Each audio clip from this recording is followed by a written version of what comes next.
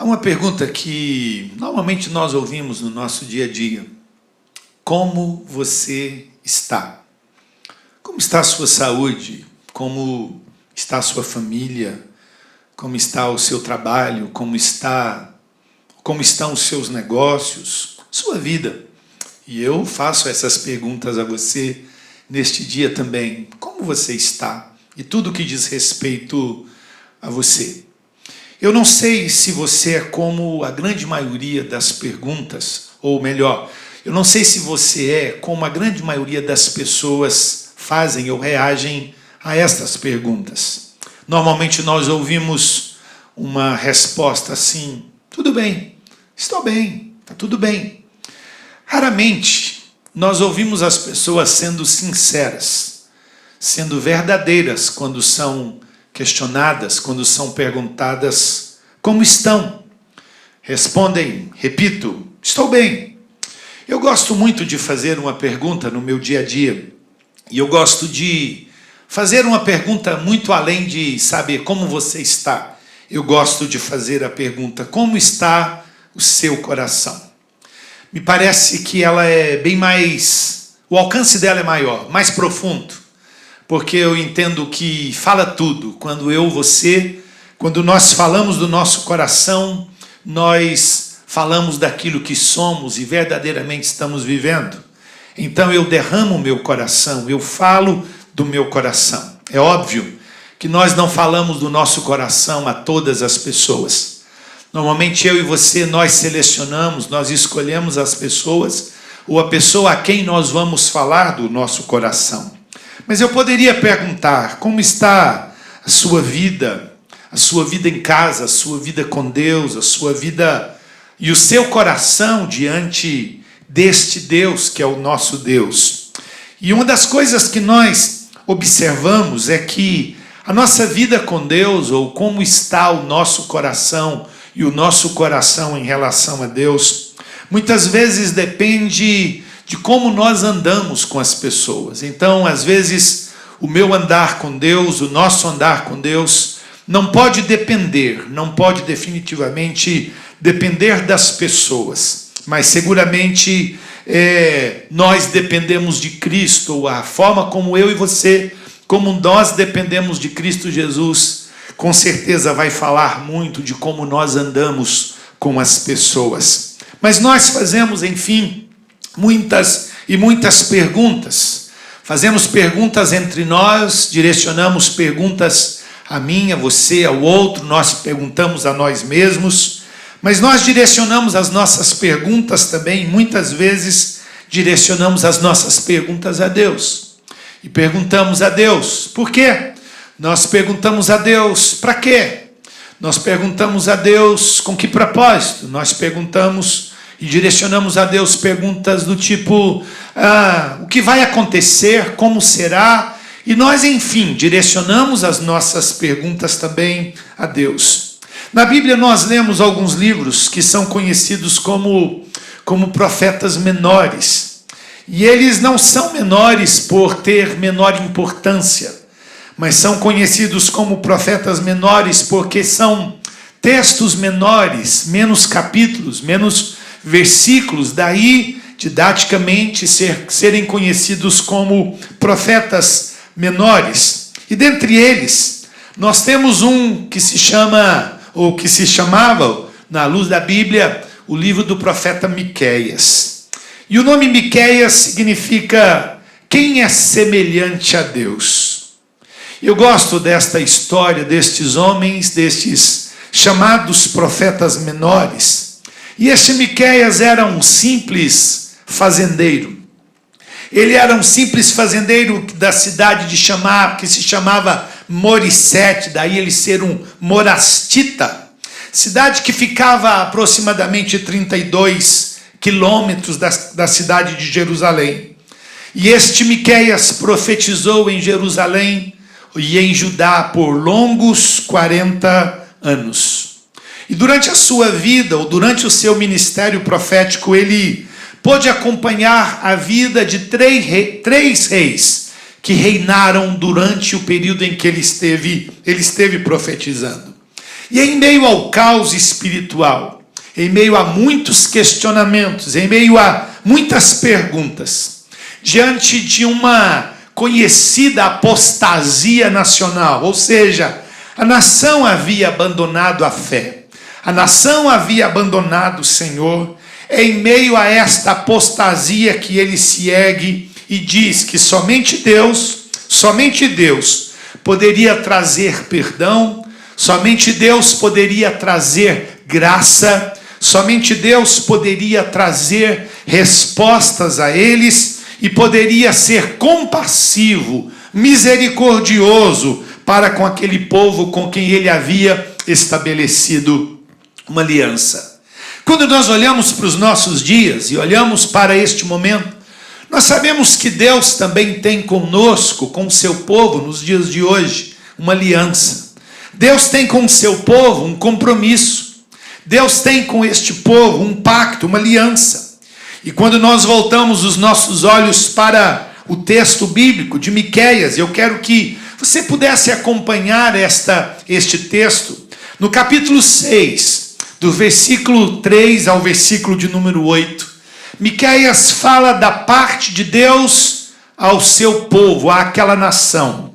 E ele diz assim, da parte do Senhor: povo meu, que te tenho feito? E com que te enfadei? Responde-me, pois te fiz sair da terra do Egito e da casa da servidão te remi. E enviei adiante de ti Moisés, Arão e Miriam. Povo meu, lembra-te agora do que maquinou Balaque, rei de Moabe, e do que lhe respondeu Balaão, filho de Beor, e do que aconteceu desde Sitim até Gilgal, para que conheças os atos de justiça do Senhor. Para que conheças os atos de justiça do Senhor. Com que me apresentarei ao Senhor e me inclinarei ante o Deus excelso? Virei perante ele com holocaustos, com bezerros de um ano? Agradar-se-á o Senhor de milhares de carneiros, de 10.000 ribeiros de azeite? Darei o meu primogênito pela minha transgressão, o fruto do meu corpo, pelo pecado da minha alma? Versículo 8. Ele te declarou: ó homem, o que é bom e o que é que o Senhor pede de ti, senão que pratiques a justiça e ames a misericórdia e andes humildemente com o teu Deus? Quando nós fazemos tantas e tantas perguntas, como disse há pouco, quando nós direcionamos perguntas e questionamentos às pessoas, quando nós perguntamos aquele outro, mas quando nós direcionamos as nossas perguntas a Deus, neste texto nós vamos observar que quem faz as perguntas não somos nós, não é o homem que direciona perguntas a Deus, mas quem faz questionamentos e se volta para o seu povo a indagar, a questionar, é o próprio Deus através do profeta.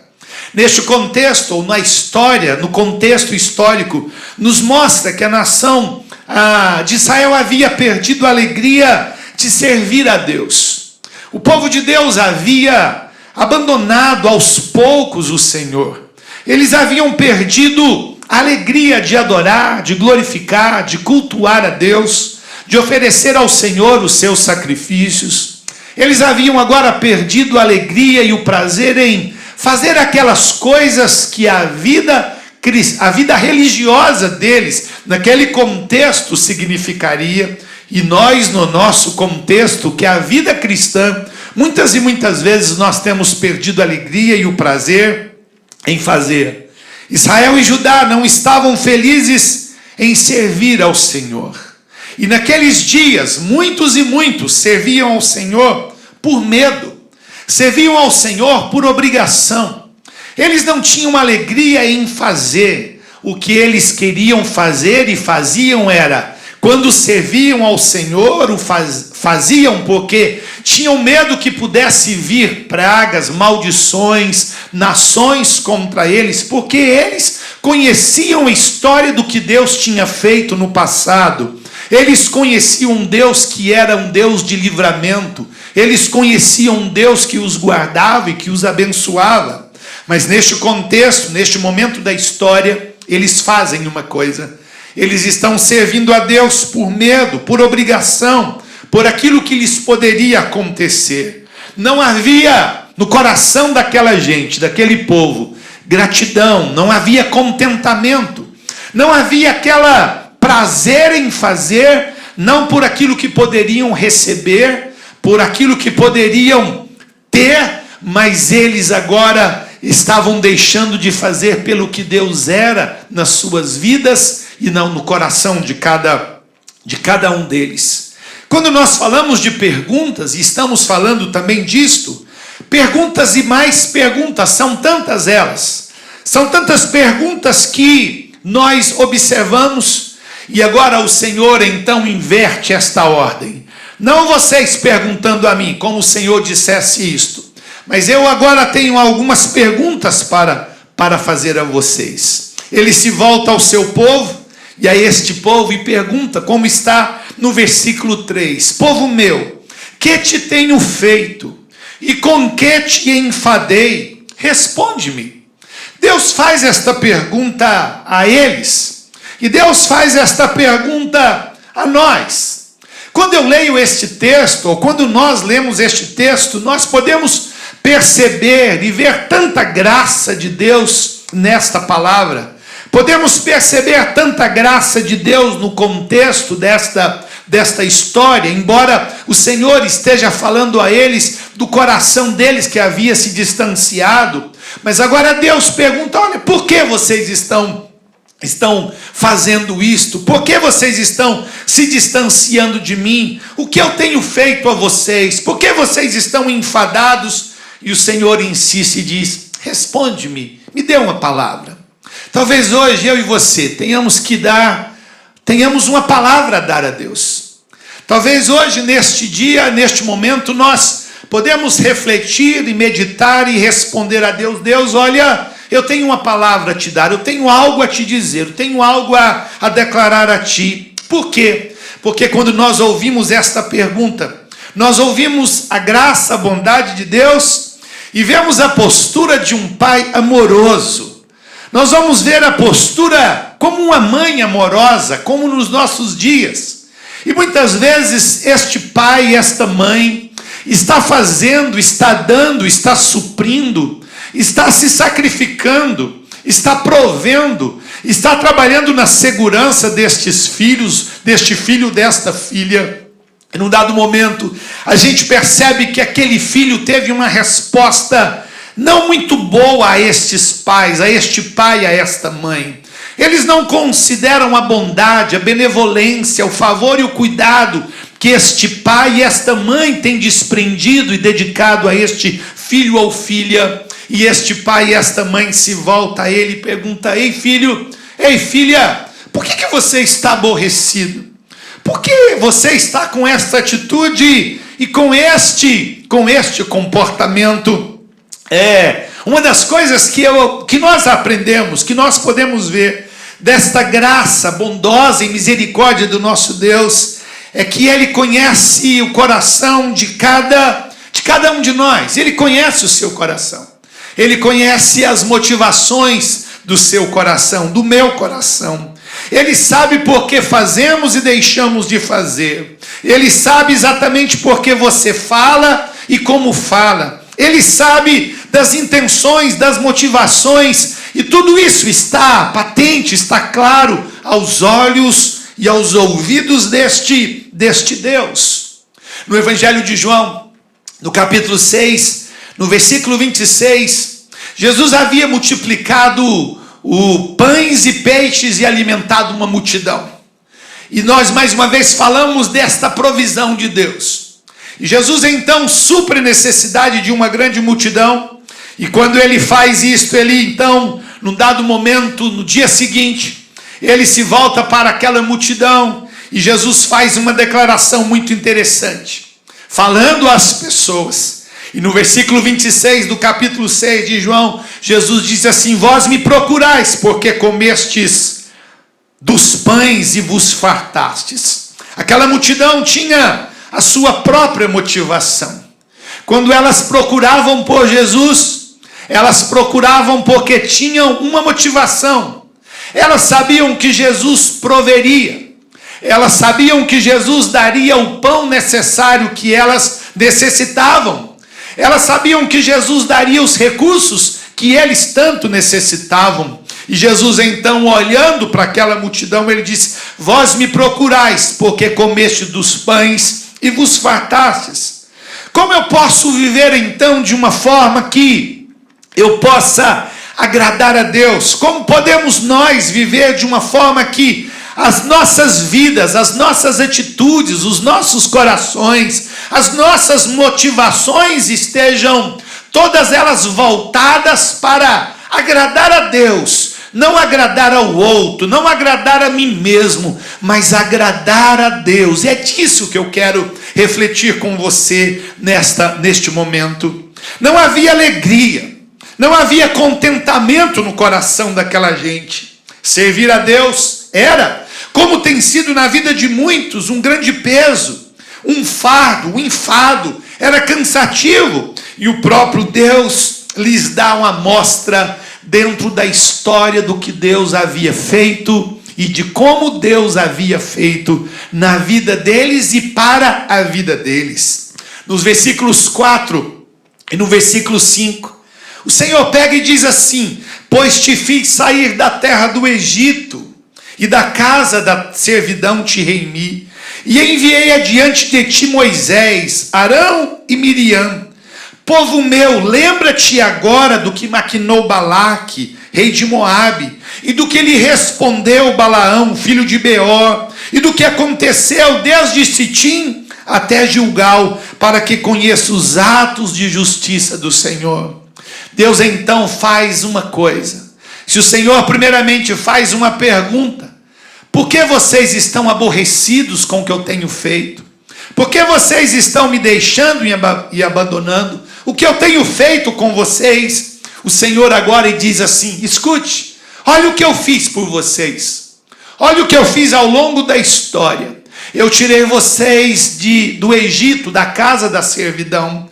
E esses versículos 4 e 5 é um breve relato desde que o povo sai do Egito até a entrada da terra que o Senhor havia prometido a eles. Deus estava dizendo para eles: e olha, ao longo deste caminho houve um levante, houve armadilha contra vocês, como Balaque e como Balaão, mas eu livrei vocês, eu guardei vocês e trouxe vocês até aqui. É interessante pensar na história como Deus tem sido fiel. Então o Senhor de novo agora disse para ele: veja o que eu fiz por vocês. Veja como eu cuidei da vida de vocês. Como eu posso, enfim, viver de modo que eu possa agradar a Deus?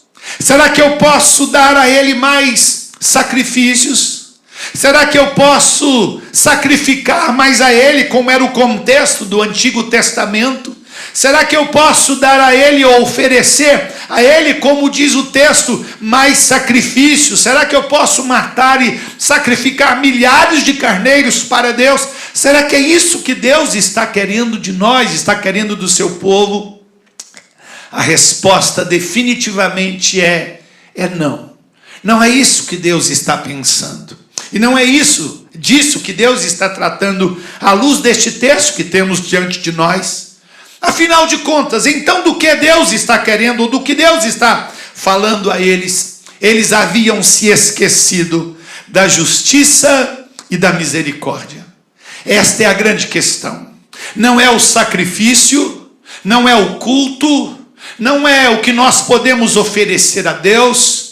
Como muitos estão preocupados em dedicar o dízimo à casa do Senhor, os sacrifícios, o trabalho, o serviço, o servir de um modo geral. Não é disso que o Senhor está tratando e chamando a atenção do seu povo. Eles haviam se esquecido da justiça e da misericórdia. Eles haviam mantido a forma e mantiveram a forma, mas eles num dado momento perderam a essência. Como nos nossos dias, Muitas vezes nós temos uma forma de culto, nós temos uma celebração, nós temos uma apresentação visual muito boa, nós temos uma didática muito boa, nós temos uma influência muito grande na sociedade, nós usamos as redes sociais, as mídias sociais, nós podemos ter tudo isto, mas nós muitas e muitas vezes temos visto, muitos têm perdido a essência, como este povo lá no passado. Eles tinham a forma, tinham um culto, tinham uma celebração, embora fizesse com medo e com temor, mas agora eles haviam perdido a essência daquilo que era a verdadeira religião, e muitos dos nossos dias têm perdido esta essência daquilo que é servir a Deus e agradar o coração de Deus.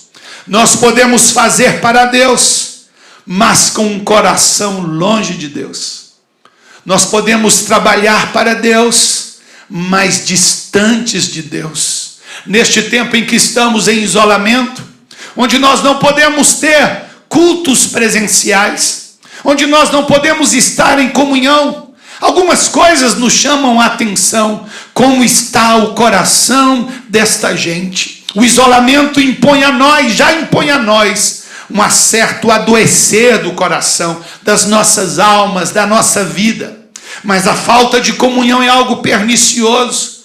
Esta falta de comunhão é determinante na vida ou na queda de muitos e muitos. E Deus então nos chama a atenção à sua palavra. Nós temos muitas vezes a forma, o rito, os costumes, mas a pergunta que nós fazemos é: o que Deus quer? O que Ele quer? Qual é o pensamento de Deus? Qual é o desejo de Deus? Qual é a vontade de Deus? O que nós aprendemos à luz desta palavra é que Deus quer uma vida que agrade a Ele. Ele quer e pensa de uma vida que possa você, nós, possamos ter uma vida e viver uma vida que possa agradá-lo. E voltar os nossos olhos a este texto, diz assim, que a primeira coisa que Deus pede, diz a nós, é que você pratique a justiça, como diz o versículo de número 8, especialmente. Pratiques a justiça. Quando nós olhamos para a palavra justiça, justiça é a ideia central da Bíblia. O reino de Cristo Jesus é um reino de justiça. Fala da ordem criada, do ordenamento das relações entre os homens. Fala de um comportamento reto e justo. Justiça significa literalmente, a tradução poderia ser verdade. Aonde há verdade, há cura. Onde há verdade, há restauração. Onde há verdade, há libertação. Onde há verdade, há justiça. Onde há justiça, a verdade está prevalecendo. Está relacionada ao outro, ao meu próximo. O apóstolo Paulo, escrevendo a Timóteo, seu discípulo querido e amado, a quem ele transmitia instruções, no capítulo 2, no versículo 19, ele diz assim: o Senhor conhece os que lhe pertencem, e mais, aparte-se, distancie-se da injustiça todo aquele que professa o nome do Senhor. Aparte-se da injustiça todo aquele que professa o nome do Senhor. Sabe, eu e você, nós podemos fazer coisas. Eu e você, nós podemos trabalhar.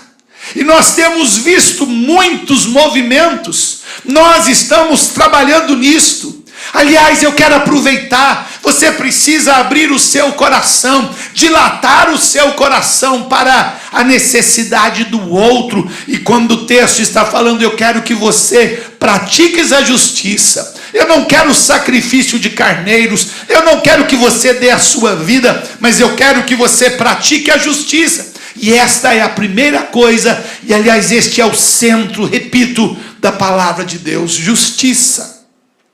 Toda e qualquer forma de pecado, toda e qualquer forma de pecado é injustiça, é iniquidade.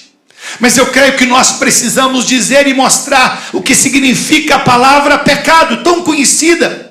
Mas a palavra pecado traz um sentido literal, daquele que erra o alvo. Então, se o meu alvo é aqui, então eu acerto do lado de lá, naquele outro momento. E a palavra pecar significa errar o alvo. E aquele povo estava errando o alvo quando a injustiça estava prevalecendo. Deus disse: eu quero que você pratique a justiça. E o que é praticar a justiça? De uma forma muito simples: é viver, dizer e fazer e lutar pela verdade. Qual é a verdade que nós estamos buscando, que nós estamos precisando? A segunda coisa que o Senhor diz é que você deve amar a misericórdia.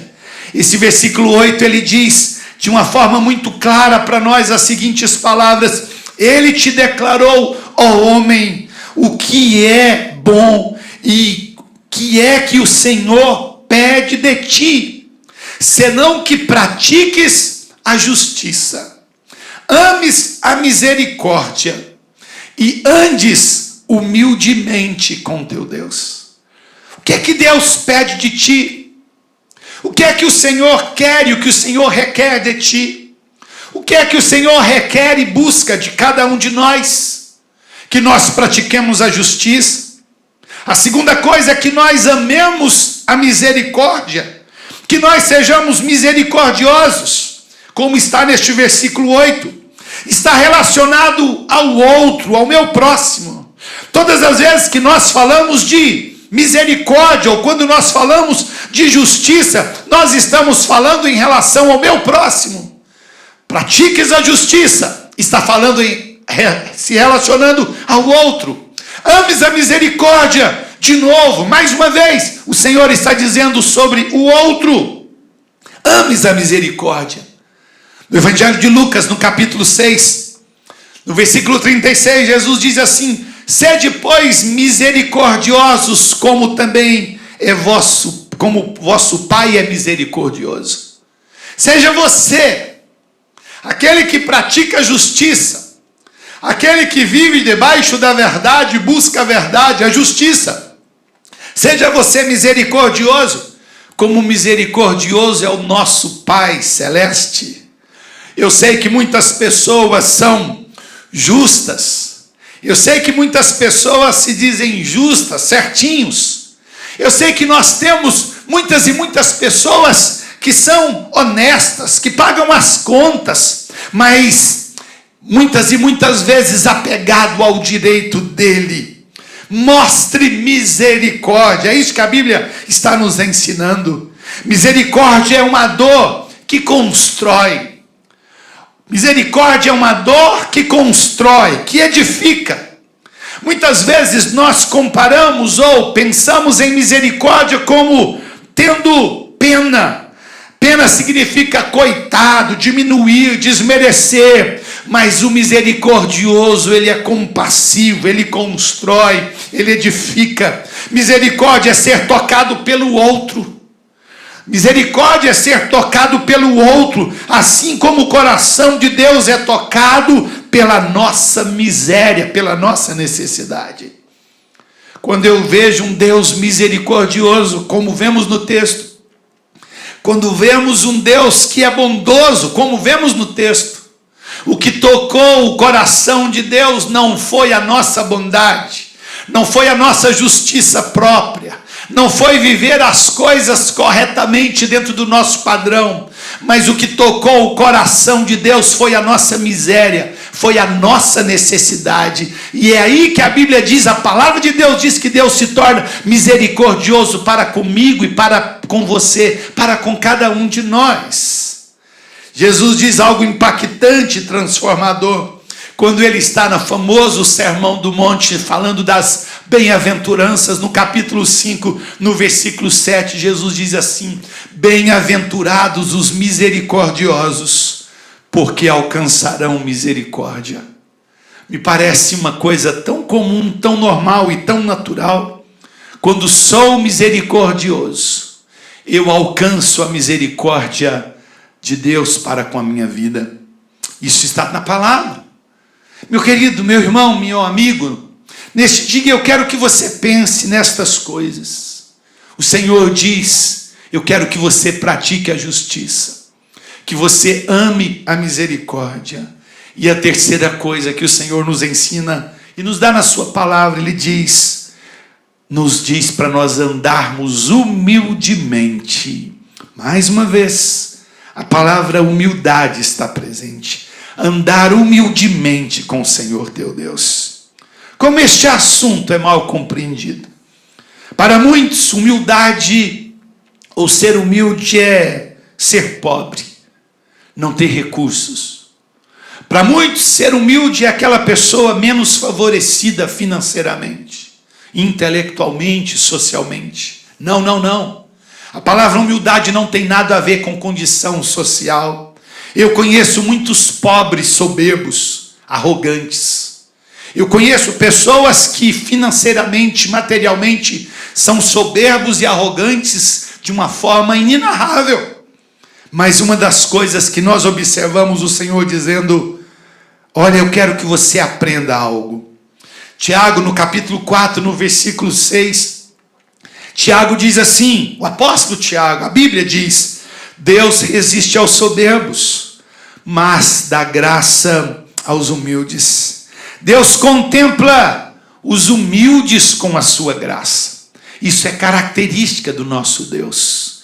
Pratique a justiça, ames a misericórdia, andes humildemente com teu Deus. Humildade, o que é isso? A resposta mais clara, mais objetiva, mais precisa para a humildade é dependência. Dependência. Todas as vezes que nós observamos um homem e uma mulher que são humildes, que aprenderam o caminho da humildade, nós vamos ver neste homem e nesta mulher uma característica de dependência de Deus. O contrário do arrogante, o contrário do orgulhoso, o contrário do prepotente. Este é um coração que Deus diz claramente na sua palavra, que ele resiste, mas os humildes alcançam e encontram um lugar no coração de Deus. Quando eu volto os meus olhos para esta palavra, o Senhor pergunta ao homem o que é bom e o que é que o Senhor pede de ti. O que é que o Senhor pede de ti? Que nós pratiquemos a justiça com o meu próximo. Que nós pratiquemos a justiça com o nosso próximo, que eu pratique, você, que nós pratiquemos a justiça com o nosso próximo. A segunda coisa, que ames a misericórdia. Amar a misericórdia também é para com o meu próximo. Então, quando nós vemos alguém necessitado, e temos visto tantos necessitados nesses dias, nós temos suprido as necessidades materiais de tantas pessoas, nós temos acudido materialmente tantas famílias, nós temos doado cestas básicas, nós temos juntado um pouquinho daquele outro e formamos uma cesta de alimento. E reforço este pedido a você, para acudir o necessitado é ser misericordioso com ele, é ser misericordioso para com ele. E como disse, e eu repito mais uma vez, é a resposta de Deus para a vida daquele que precisa de Deus. Misericórdia constrói, a misericórdia edifica. A segunda coisa que o Senhor diz claramente neste texto, a terceira coisa que ele diz é: andes humildemente com Deus. Fala de contentamento. Deus se volta àquele povo e diz assim: escute, o que eu fiz por vocês? O que eu fiz com vocês? Quando vocês não eram, eu fiz vocês ser. Quando vocês não tinham, eu dei a vocês. Quando vocês não eram conhecidos, eu os fiz conhecidos. Eu os fiz conhecidos e os povos temeram vocês. E Deus então narra uma pequena e breve, mas oportuna história para lembrá-los do que Deus tinha feito e do que Deus era nas suas vidas. Eu quero que você pare um instante aqui agora. Que você por um instante pudesse parar. Mais uma vez, nas semanas anteriores falei algo semelhante. E se você observar, tem sido uma repetição de muitos e muitos tópicos sobre humildade, andar com Deus, sobre ser misericordioso. E agora, mais uma vez, o Senhor pega e diz para nós: eu quero que você ande humildemente com o Senhor teu Deus. Fala de contentamento. É uma das maiores provas de humildade. O que é contrário ao versículo 3, quando o Senhor diz assim: povo meu, que te tenho feito e com que te enfadei? Responde-me. Qual é a resposta que você tem para o Senhor hoje, neste momento? Qual é a resposta que nós podemos dar ao Senhor neste momento? Qual é a resposta que eu posso dar a você? Que eu posso dar a ti, Senhor? Qual é a resposta que nós daremos a Ele? Contentamento fala de um coração pleno, de um coração cheio das coisas de Deus.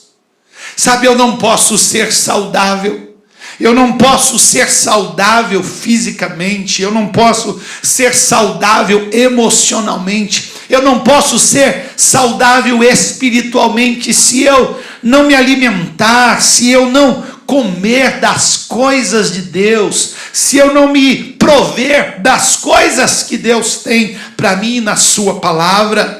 O Senhor pergunte: por que vocês estão enfadados? Por que vocês estão cansados? O que é que eu tenho feito a vocês?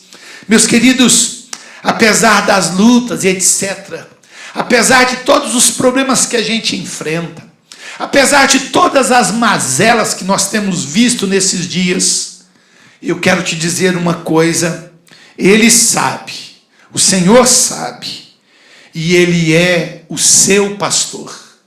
Ele é o meu pastor, Ele é o nosso pastor. Contentamento, esta vida de humildade, exige e pede de nós um coração de humildade, de renúncia, de crer, de depender, como disse, de dependência de Deus. No Evangelho de Lucas, no capítulo 7, dos versos 1 ao versículo 10, narra de uma história quando Jesus chega na casa de um centurião romano. E este centurião tinha um dos seus servos que estava enfermo. E ele então se encontra com Jesus e no versículo 7 diz assim: e por isso nem ainda me julguei digno de ir ter contigo. E ele diz a Jesus as seguintes palavras: dize, porém, uma palavra, e o meu criado, o meu servo será curado, sarará. Eu observo a vida destes homens, que a Bíblia nos ensina. Ele não precisou e disse: Senhor, eu não sou digno que o Senhor vá na minha casa.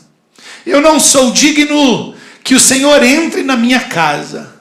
Mas eu vou te fazer um pedido, e eu sei, ele sabia quem era Jesus. Ele disse assim: dá uma palavra, só uma palavra, e eu sei que o meu servo, o meu criado, o meu empregado vai ficar curado e sarado. E Jesus olha para aquilo e admira a fé daquele homem. Por quê?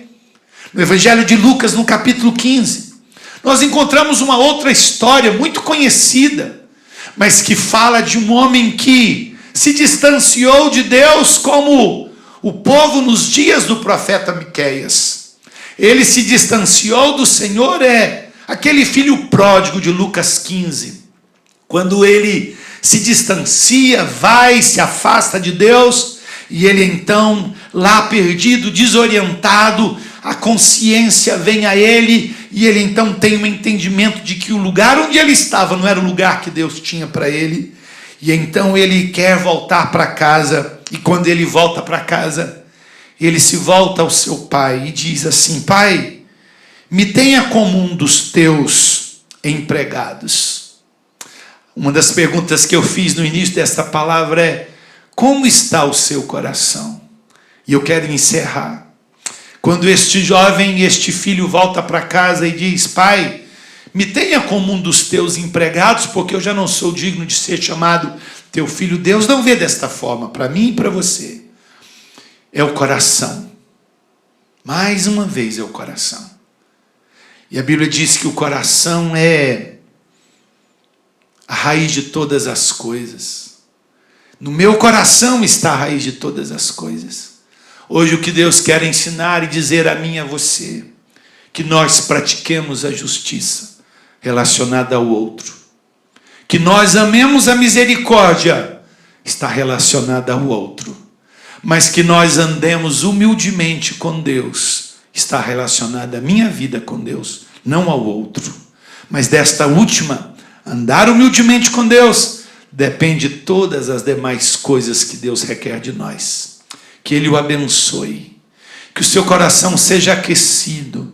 Que você hoje, aqui agora, possa olhar e ver o que Deus fez. O que Deus tem feito. E uma certeza nós podemos declarar. E de uma verdade nós podemos declarar. Todos esses tempos de incerteza, todos esses tempos de descontentamento, todos esses tempos de medo, este tempo há de passar. Que o Senhor te abençoe. Abençoe você e a sua casa. Abençoe o seu coração. E que você possa dizer a Ele como está o seu coração. Que você tenha um tempo com Ele hoje, agora. Que você em família pudesse, neste momento, falar do seu coração à sua família. E ouvir do coração da sua família para com você. E juntos possam ouvir o que Deus tem a dizer e a falar a cada um. Vamos orar. Pai, te damos graças. Te damos graças porque a tua palavra é a verdade. E obrigado porque o Senhor nos chama a atenção. O Senhor nos convida, ó Deus, a viver na prática da justiça, da verdade. O Senhor nos ensina e nos admoesta a amar a misericórdia, ser misericordioso para com o outro. Ó Deus, mas o Senhor nos adverte para nós aprendermos e vivermos e andarmos humildemente com o Senhor. Deus, nós entendemos que esta é a vida que agrada ao Senhor. E nós queremos viver não para nós mesmos, mas nós queremos viver para que a glória do Senhor, através de nós, alcance. Através da nossa misericórdia, através da nossa justiça, o meu próximo, o menos favorecido, necessitado, o meu irmão, a minha direita, a minha esquerda, aquelas pessoas que estão à minha volta, sejam todas elas alcançadas para o Senhor através da minha vida. Nos abençoe, abençoe esta casa, abençoe esta família. Oramos, Pai, em nome de Jesus. Amém e amém. Deus o abençoe. Seja plena a graça de Deus sobre você, sua casa, família, em nome de Jesus.